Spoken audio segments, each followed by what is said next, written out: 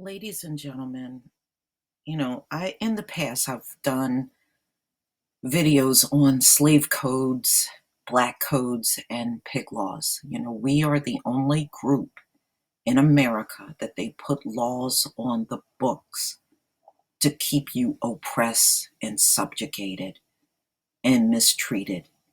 And they were not ashamed to do this. The truth is racism to them. But it's funny how racism is never the laws their ancestors wrote against us. That never seems to be racist, but if we speak about it, that's racism. Ladies and gentlemen, I'm about to be a racist up in here because I'm going to tell you the truth. This video was inspired by Vigilante Salazar, Chris Crazy House, and Maurice Muhammad. I watched their videos and they spoke so much truth I had to do this one myself. We have some brilliant men among us, very learned, and they studied and they know how things operate in this country when it comes down to Black people. And they articulate it so well in their videos. And it just, it's just like ripping the Band-Aid off and seeing what the real sore truly is in this country. So if me telling the truth based on the history that has taken place in this country is racist, then God damn it, I'm about to be racist up in this motherfucker right now. So I'm going to go over the slave codes in this country, and I want you to see how it parallels to things that are happening today. And there's a reason for that, ladies and gentlemen. The reason is the slave codes were never abolished. So they can be practiced today through policing, through their court system, and through prison. And it is practiced heavily. It has never stopped being practiced in the US. And there are certain things in here that's going to really stand out, and I want you to pay close attention. So I'm going to read a little, and then I'm going to jump in and give my commentary along the way. And then there's a couple of other web pages that we're going to go over as well. Slave codes. Now, our ancestors never, ever accepted being slaves in America, ladies and gentlemen. Now, they want you to believe everybody was docile and good and cooperated and did what they had to do. That is false. Not only was there fighting during slavery, there were fights on the slave ships. And I did a video on that maybe a few months ago of the rebellions that took place on slave ships. So they fought every step of the way. They get mad at us, the Caucasoids, because we won't stop talking about certain things. And the reason why they keep coming and telling you to be quiet, or if you don't like it, go back to Africa, and it all stems from these slave codes. Okay? When they talk to you like that and believe they have the right to say that to you, they're treating you like a slave. That's what they're doing. All right, so our ancestors did not accept their fate, and they were constantly protesting and rebelling back during colonial times. Okay. Americans, even in colonial times, these rebellions were not confined to the South. Now, what were we taught in school? We were always taught, oh, well, slavery, that was the South. No, there was a lot of slavery up in the North as well. New York was a huge place for slaves. Now, when they tell you only 1% of white people had slaves, that's a lie. And Tareen Rain, by the way, did a video on that where a huge portion of these whites that are telling you only 1% had slaves had slaves. Not only that, all you got to do, and I found this when I did my family tree, all you got to do is go back to the US Census and you can clearly debunk that just by going through the census from a few centuries back. And you will quickly realize it was more than some damn 1%. And if they didn't want you to know this information, then why did they record it in their census? A lot of them had slaves. And slave owners and how many slaves they had is recorded history. So it is no point in you coming and lying. Oh, that's not true. It was one. No, it's no point in you lying. The information is there. And if I can look up that information, so can you naysayers. In fact, one of the earliest examples of a slave uprising was 1712 in Manhattan. Last time I looked, Manhattan is in New York. As African Americans in the colonies grew greater and greater in number, there was justifiable paranoia on the part of white settlers that a violent rebellion could occur in one's own neighborhood. Now, what did they say we did? We grew in numbers. I want you to keep that in your head. We grew in numbers. So part of the reason why slave codes were written in America is because the Black population was growing. Again, ladies and gentlemen, I want to refer you all to the US Census. Okay, although they're lying about the 13% of the population, I want you to see how they're lying. They are lying because when you go through the recorded information, not at one point in all the centuries that we've been here in America did we decline in numbers. Every single year since we've been in this land, we grew in population size. We always grew. So there is no damn way, if we're growing every single year in population size, that we have been sitting at 13% of the population. What I read to you in the beginning of the slave code should explain why they keep telling you that. They're mind fucking you. What they are doing, ladies and gentlemen, what they're doing is psychologically making you believe you are too small in size to fight them when it is simply not true.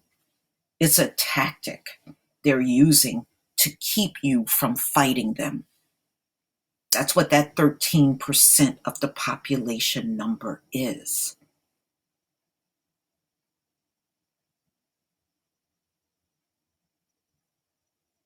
If you don't believe me, just go pull up the US Census going all the way back to the 1600s, all the way up to the last census that was done. in America. And I'm telling you, you're not going to see one single year, not one single year, where the Black population did not increase.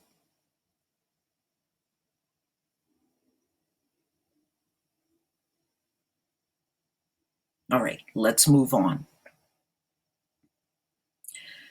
As African Americans in the colonies grew greater and greater in number, there was justifiable paranoia on part of the white settlers that a violent rebellion could occur in one's own neighborhood.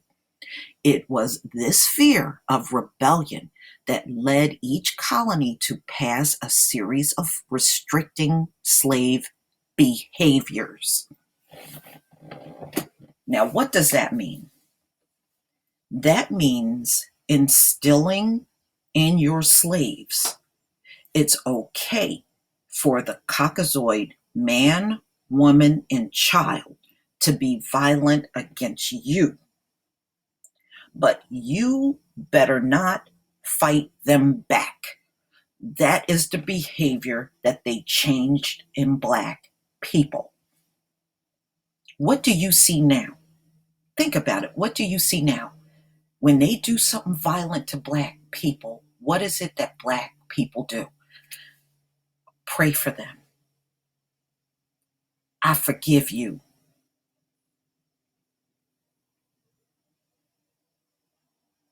Or we go out and protest. Neither one of those things are physical fights with your enemy. When they put these slave codes in place, they made you unnatural. It is natural for every human being to defend themselves. So they took what our ancestors were doing, fighting a natural human being, and they made you unnatural by making you psychologically believe you have no right to defend yourself. That's what they mean by restricting your behavior.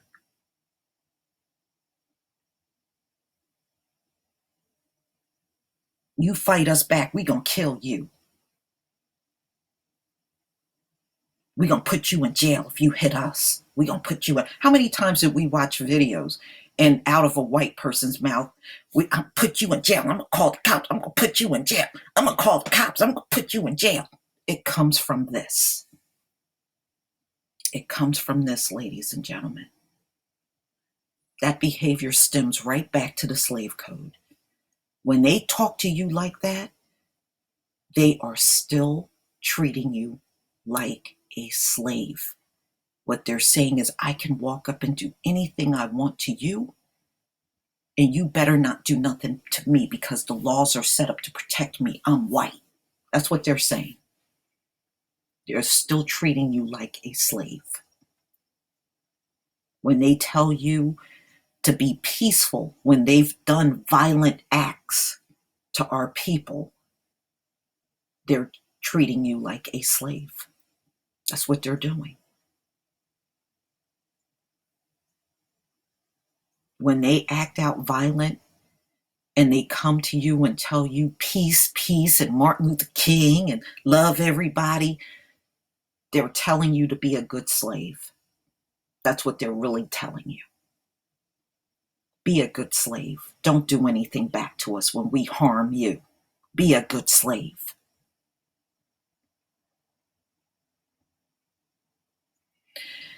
The laws were known as slave codes, and these laws are still active, ladies and gentlemen. They were never abolished.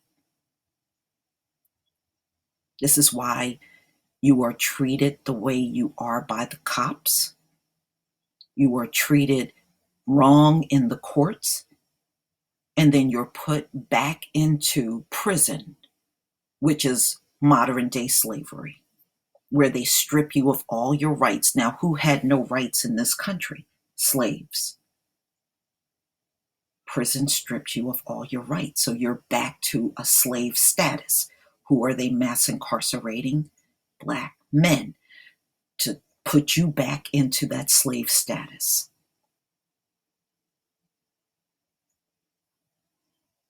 They got the whole system rigged against every black man, woman, and child in America. All right, let's go on. Although each colony had differing ideas about the rights of slaves, there were some common threads in slave codes across areas where slavery was common.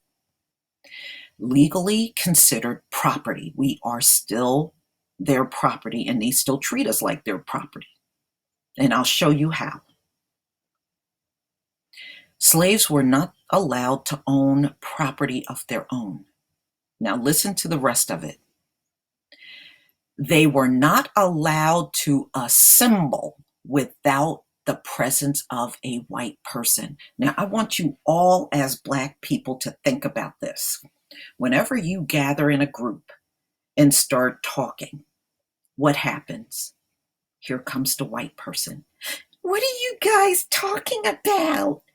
Or if we're all listening to a Black YouTube video, what happens? Here they come. Nigger this, nigger that. You niggers do, you niggers that. Go back to Africa. You niggers don't know what you're talking about. You're an idiot. You a cunt. You did. Because they think, because of the slave codes, they have the right to do those things to you. Not only do they do this in person, they do it in the virtual world, ladies and gentlemen. And you know what's so funny? Over the years, whenever I'm in a group talking to Black people out in public, just watch their faces. Watch their faces when we're gathered. I can damn near point at the ones that are going to walk over, and I'm never wrong. They show it on their face that they don't like you gathered in a group talking. It shows all over their face. Next time you're in a group with your family or your friends and you're just talking and standing and laughing and having a good time, watch their faces. It always shows on their face. And the last time I was out in a group talking, it was a white woman in this red shirt staring at us. And I said, watch, she's going to come over. I just said it to my group. I said, watch, she's going to come over. And I'll be damned, didn't she walk over? Hi, what are you guys talking about? I don't have to tell a white person everything that I'm talking about. I'm not 5 years old. And that's not my parent. But they do this because this was ingrained in them to believe that as slaves, they have the right to invade our conversations or invade your YouTube channel or wherever Black people are chattering in a group. They have the right to invade that. You see where that came from. So again, when they do this to you, they are still treating you like a slave. So now you know where that came from and why you see it so often from them. All right. So let's go back to where I was. They are not allowed to assemble without the presence of a white person. Slaves that live off the plantation were subject to special curfews. Now, I want you to think about that. Whenever protests go on in the streets among Black people, after a certain period of time, when they go on for so long, this is because you're tiring out the cops. That's exactly what's happening. So what do? They tell the protesters, no protesting after 10 o'clock, no protesting after 11 o'clock, throwing curfews on Black protesters. I want you to take notice of that. And that's because, like I said before, you are tiring them out. That's why they start throwing curfews around on Black protesters. And I want you to take note, they don't do this to any other protesting group in America. The only group that they throw curfews on over a period of, because you've been out there protesting for too long, are Black people. Make sure you take notes. All right, now let's get to the courts. In the courts, a Black slave accused of any crime against a white person was doomed. Now, I want you to think about that. Now, you see how all of the police shootings in America, when a white cop shoot a Black person, no matter what the circumstances are, man, woman, or child, they are always found not guilty. Whenever a Black cop shoots a white person, remember the white boy that was shot by the two Black cops? He got a 40-year sentence.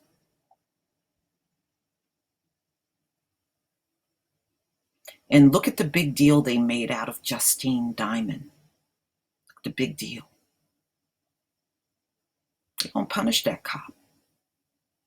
You're going to see them do things to a cop, a non-white cop, that you won't see them do to a white cop. Again, look no further than your slave code, ladies and gentlemen. Whenever they do something to you, go back and look at the slave code. You'll understand where it all comes from. No testimony could be made by a slave against a white person. Now, I want you to think back in Ferguson. All of the Black witnesses that saw what happened between Darren Wilson and Mike Brown, their testimony was dismissed.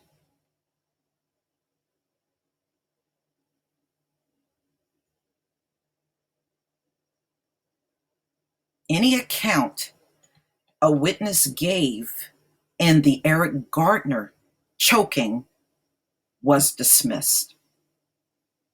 In fact, the guy that filmed it, he went to prison.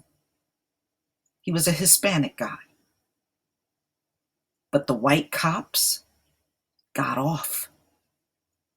Any testimony from a person of color is dismissed.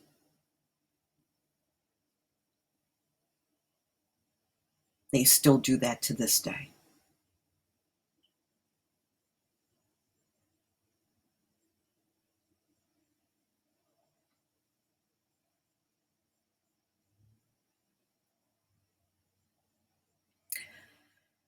Okay, so now let's move on. Therefore, the slave side of the story could never be told in a court of law.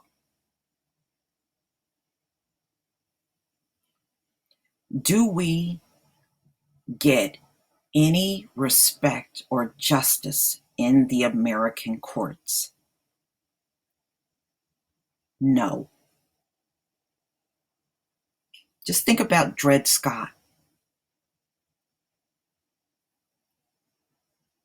And that should tell you right there, they have no intentions on being fair to you in the American legal system. It was set up to always be against you, and you can see it in the slave codes. It was designed to always be against Black people, period.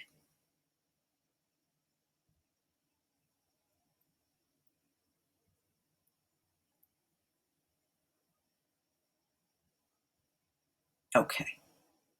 And some of y'all, please stop coming to my comment section talking about we shouldn't refer to ourselves as Black. We need to refer to ourselves this way. It doesn't matter what way your ass is referred to, you will still be discriminated against. Count on it. You can call yourself king, And I promise you, those cops are still going to mistreat you, still beat you up, and still throw you in prison over bogus charges. You are under a curse. Where does it say in the biblical text if you relabel yourself, you are free from the oppression? It doesn't say it anywhere. Please go away.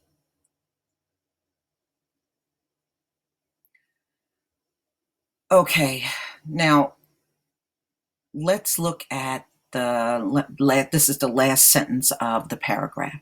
Of course, slaves were conspicuously absent from juries as well. So, which means juries could only be all white. Now, do we or do we not still see in America all white juries? And a lot of times these crimes are happening in black neighborhoods. This is why they want to move a case. Whenever they want to move a case, that's because that case is in a black area and they don't want to try it there. They want to try it somewhere where the population is mostly white. I want you to always take notice to that. It's done all the time. When the Ferguson case on Mike Brown took place, it was moved. Okay, whenever they want to move a case somewhere else, that means they want to move it from a black area into a predominantly white area. It's done all the time. My argument is, number one, white people are not peers to black people. White people were never put through the same kind of slavery that black people are in even to this day. So if we are still considered slaves, then there's no way they're our peers. White people are not our peers, period. So every jury in this country that they're sitting on, and the defendant is black, should be null and void. These people are not our peers at all.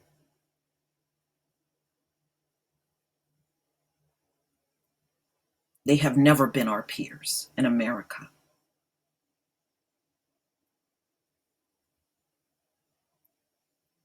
You know, even when you look at indentured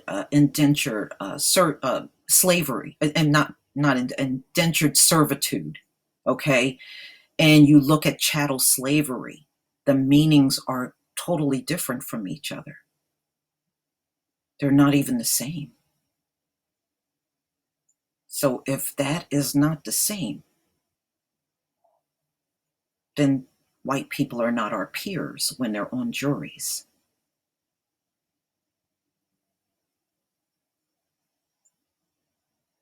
They live a whole different way of life from the average black person. They're not our peers.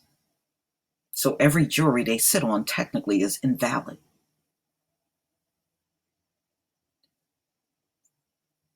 Okay, now listen to this part.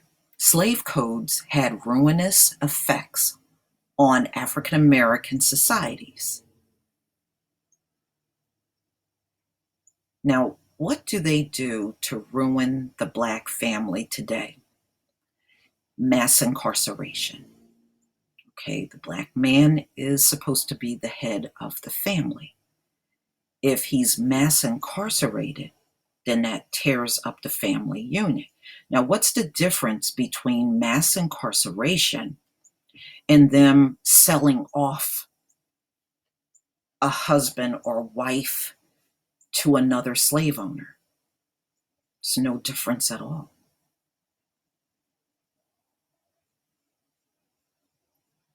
It's the same thing. And this is why they don't care that innocent people go to jail, because they've broke up the family unit.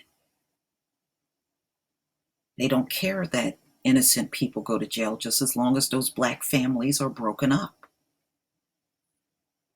So them selling a man away from his wife and kids and the mass incarcerating black men is virtually the same. There's no distinction, there's no difference.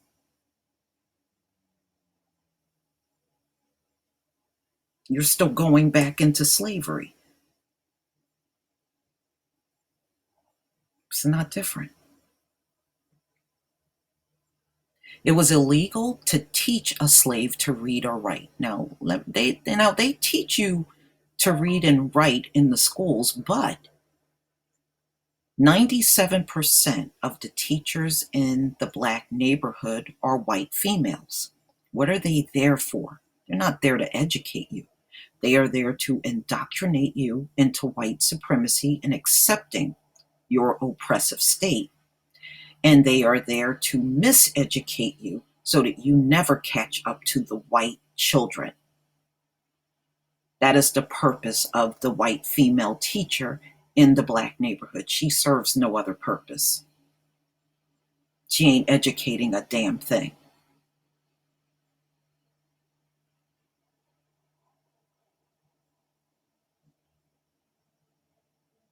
The white cop is in the black neighborhood to be the usual slave catcher, catch as many Negroes as possible.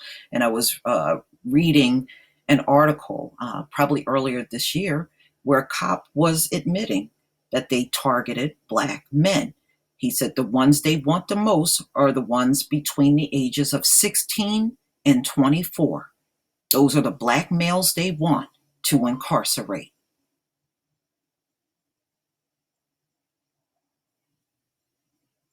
Those are the ones.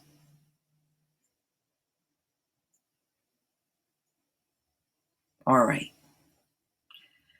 So we know that's why there's so many of them in. So the cop is pretty much the slave catcher, and the white female teacher is there to miseducate, keep you behind so you don't catch up. But you can still catch up, ladies and gentlemen. All you got to do is on your own, pick up books and read. I did it all the time when I was growing up. And believe it or not, I stayed ahead of them because I did that.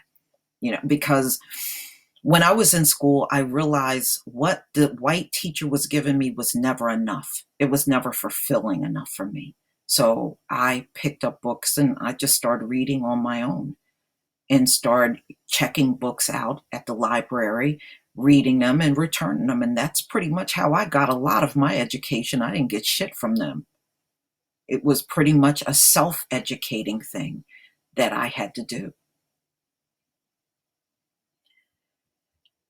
Okay. Religious motives sometimes prevailed. However, as many devout white Christians educated slaves to enable the reading of the Bible. So, slaves, obey your master, turn the other cheek. You know, that's what they were teaching you. They were teaching you to be a good slave.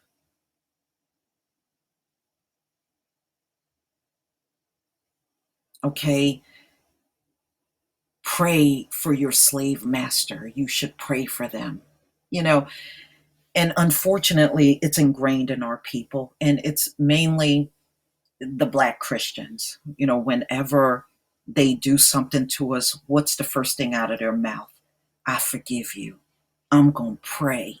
Do you know that was given to you by your slave master? You're still following the instructions of your slave master. You don't pray for your enemy. You pray when turn the other cheek was for people that look like you. Whenever a Hebrew do something to another Hebrew, you have to learn how to forgive them. Except for it's a murder or something like that. Of course, you don't have to forgive that, but forgiveness for each other. But that was never intended for you to forgive these Gentiles. I don't care what anybody say. We don't have to forgive them. But that's where it comes from. Every time you say those words, you're just repeating the words of your slave master. And if you believe that came from your Bible, you are a very misguided person. You ain't a learning a damn thing up in those black churches. That's what it tells me.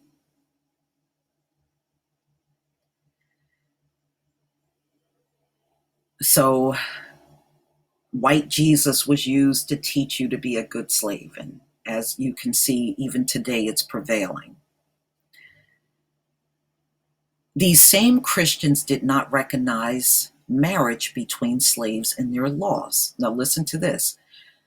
This made it easier to justify the breakup of families by selling one of its member to another, breaking up the black family, mass incarceration, taking the slave, the black man, off the street and putting him back in slavery, the prison.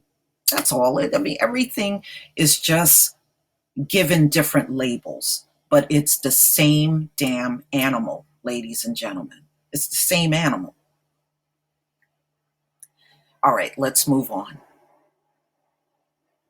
As time passed and the number of African Americans in the New World increased. Now, listen, they're always talking about how we increased. I want you to go back and look at this history on the slave codes. They're constantly talking about our increasing numbers. This is how I know there's no damn way we are 13% of the population. As time passed and the number of African Americans in the New World increased, so did the fears of their white captors. Aren't they always in fear of black people? Aren't they always in fear? You ain't no 13% of the population, ladies and gentlemen. Who the hell got to fear 13% of the population?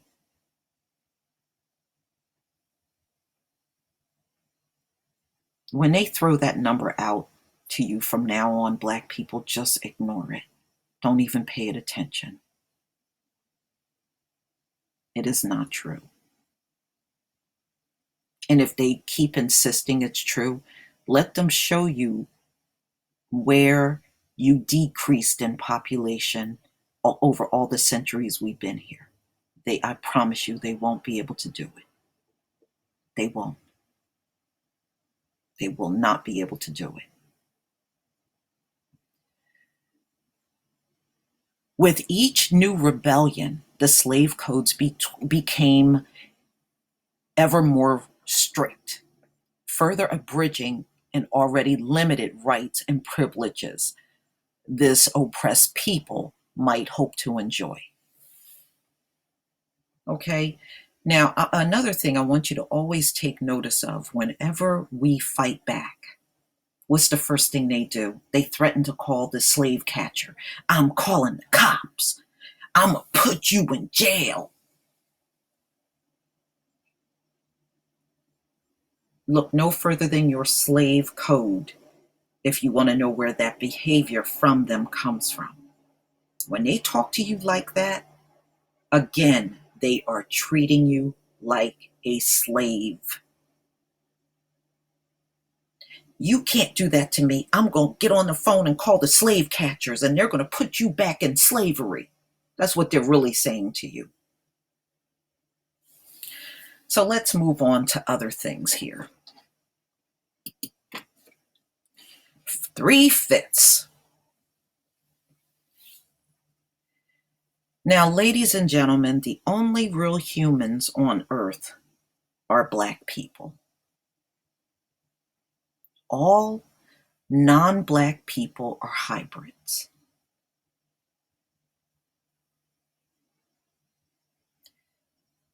So how did we get to be 3/5 and we're actually the real humans?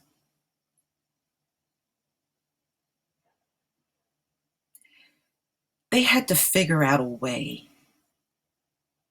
to make sure black people in this country never have rights. So one of the ways they did it was strip us of our human label and place it on themselves, and take their hybrid label and place it on us.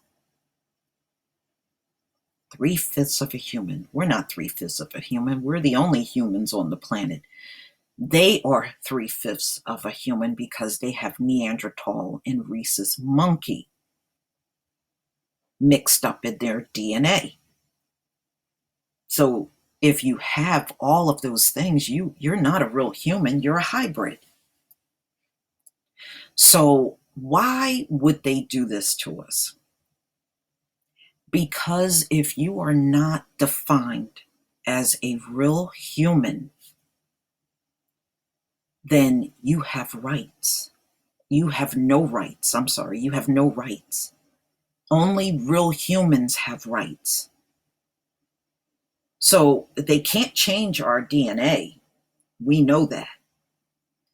So what they did was use the power of the pen to write in their laws that you weren't a real human. But scientifically, we are real human. So they twist everything around in order to keep you from ever having rights. You're not a real human. You don't get rights. It says it right here in our Constitution. You're not real human.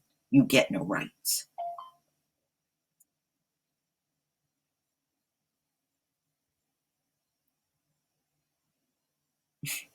Okay?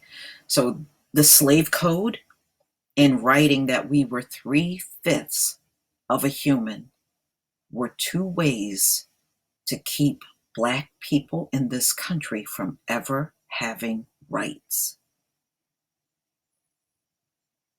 Okay? But we are real human. But they are not. And they told us this as far back as elementary school, that they are not human. Now, how did they tell us this? They told us this in their evolution chart. Everybody in this country, they cram this down your throat, whether you want to hear about it or not. Quite frankly, I didn't want to hear about it. I don't care what they were.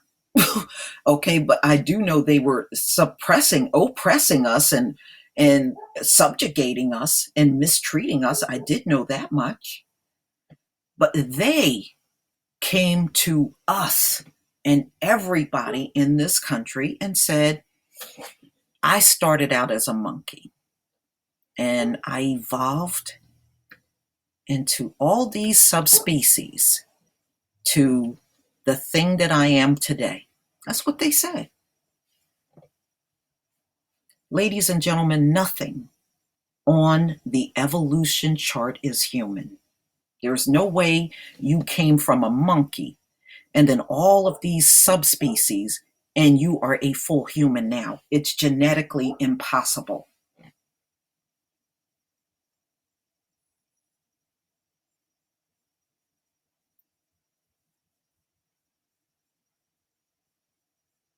Now, how did all this happen?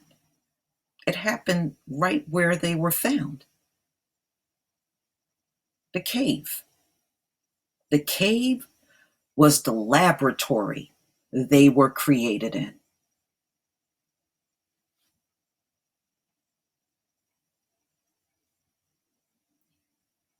Go to National Geographic and look at what they wrote about this.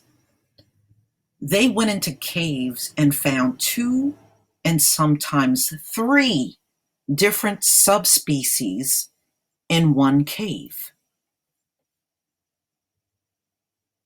The cave is where these people were created. That was the lab, ladies and gentlemen.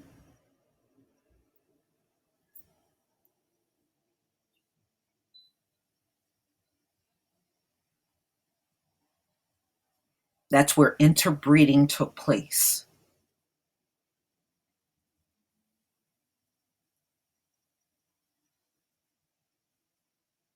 and crossbreeding between humans and animals. That's where it took place, in the caves.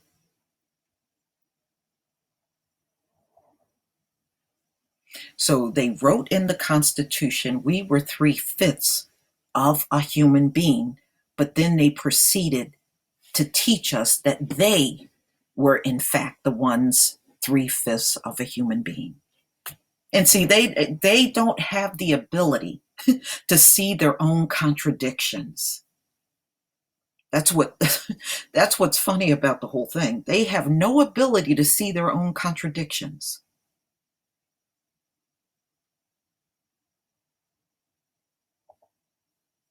So, ladies and gentlemen, once again, we are real human. There is no evolution chart of a black man starting as an ape or a monkey or a chimpanzee or a rhesus monkey.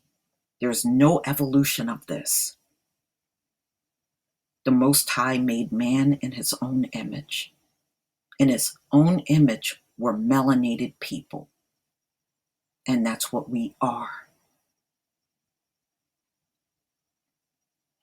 These people were not created by him. They were created in the caves they were found in. And therefore, they are hybrids.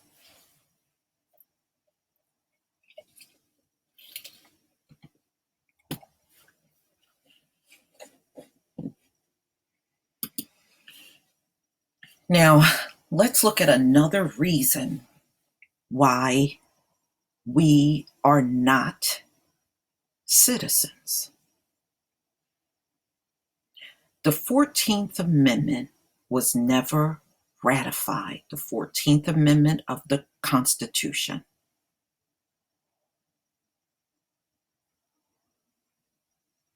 Never ratified.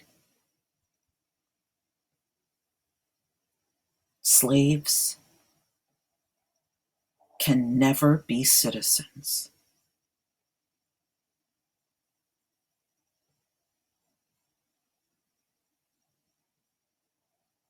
Can never be citizens. Never ratified. So if this was never ratified, then your status as a slave has never changed.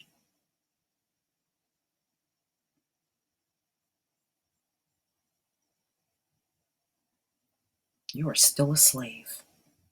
We're all still slaves.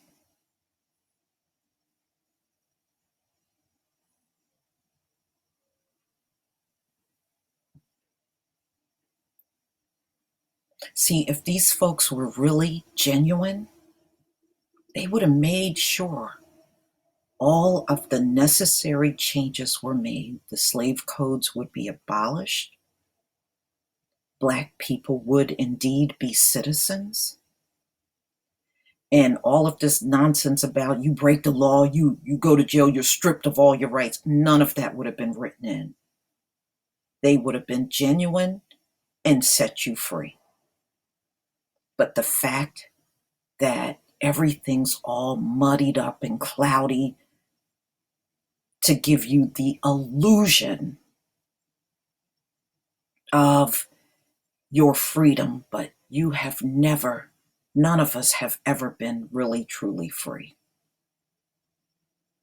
And this should clear up why you get nowhere in court, why the cops are still picking you off like the slave catcher, and our voices keep getting dismissed. Or if we keep gathering together, here comes the at least one white person, as it's written in the slave code, whether we're on a YouTube channel or gathered in person. Maybe this will all make sense to you now. So there's no misunderstanding on why the Black population is treated the way that we are. You know, I did an article a while back on Black women exploding in gun ownership in America. And there was another article that came out like a week ago saying that Black women are still number one in buying guns in the Black community. And I hope one day that our Black men can catch up, because just going over all of this, ladies and gentlemen, you ain't gonna pray this shit away. We gotta get armed up. If you can legally get yourself armed, please do it. If we got nothing else, get yourself armed. Forget the protesting. Every time they kill one of us, the only thing we need to be doing is cleaning out the gun shops. I promise you, if you start doing that all the time, you're going to see a big change in America. Protesting, it's nothing wrong with protesting. See, I don't take the stand. I used to think, oh, stay out of the street, stop protesting. But I understand emotionally, Black people feel like they gotta do something. But why not protest and arm yourself? But I just think it would be more symbolic if we get harmed unjustly by the police. The next thing we should do is clean out the gun shops and keep doing it every single time we get harmed. Then they will know we are all packing. And they certainly don't want a bunch of armed slaves running around the country. So it will have an even bigger impact. In addition to protesting, I don't believe we should be protesting, but like I said, on an emotional scale, I understand why our people are doing it. I understand.